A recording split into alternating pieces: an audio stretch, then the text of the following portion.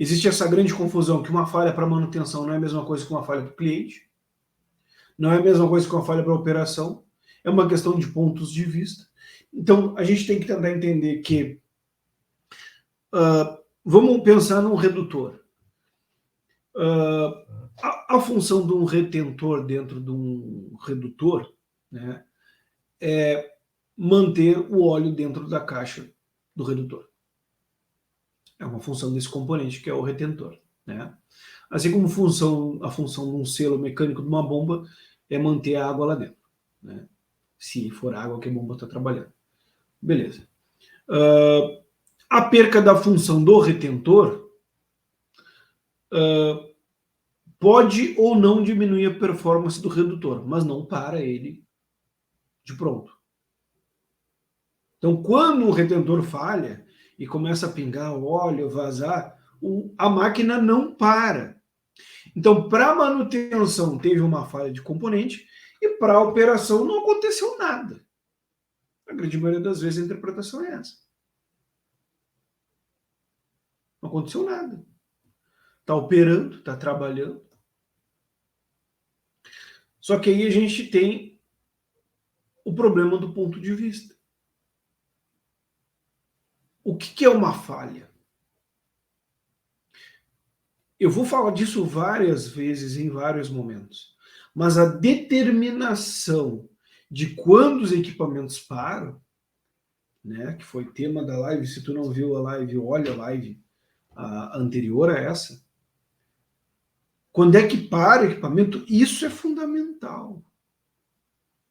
Isso é fundamental, porque se a tua operação aceita operar um equipamento com óleo vazando, existem aí dois problemas. O primeiro é o meio ambiente.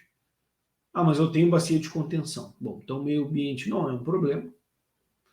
O segundo então são três problemas, não são dois, né? O segundo é o risco de o vazamento aumentar demais, a temperatura do redutor aumentar, ou o não ter lubrificante suficiente para lubrificar as engrenagens e ela começar a gerar um desgaste prematuro, que tu vai perder a caixa redutora. Se não no curto prazo, no médio, no longo prazo, tu vai perder.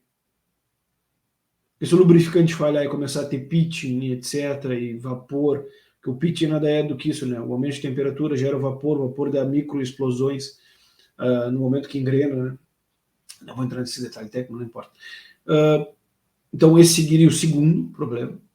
O terceiro é que tu vai ter que gastar recurso de manutenção para abastecer aquela caixa com alguma frequência.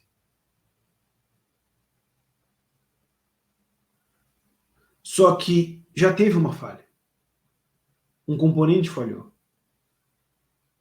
Só que a falha da máquina não aconteceu, a falha do equipamento não aconteceu, a falha do processo não aconteceu. Então existem outros problemas que estão acontecendo hoje em dia, né, com o advento da NR12, né, que ela já estava no Brasil, é um negócio complicado. A NR12 ela já estava em vigência desde 2015, mas aí dá um prazo para as empresas se adequarem, as empresas não se adequam, depois vem multa aí que começa de verdade. E existe um problema hoje, é que uma proteção NR12 que não esteja no local, que esteja danificada, que esteja quebrada, não para a máquina. É uma falha de segurança, não é nenhuma falha de manutenção, é uma falha de segurança.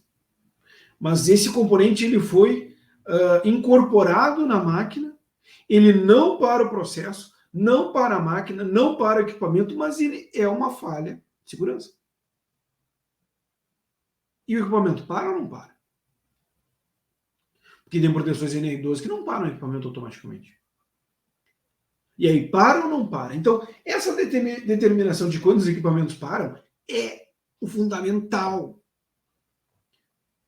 É o fundamental. Quando os equipamentos param, é o fundamental. Então, a falha zero, ela é uma impossibilidade. Porque se a gente está falando agora aqui, porque a falha para a operação não é a mesma coisa que a falha para a manutenção.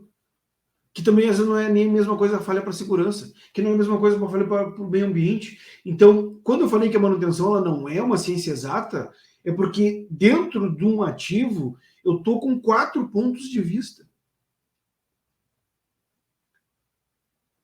E muitos deles passíveis de decisões arbitrárias ainda, que não estão levando nem o risco em consideração.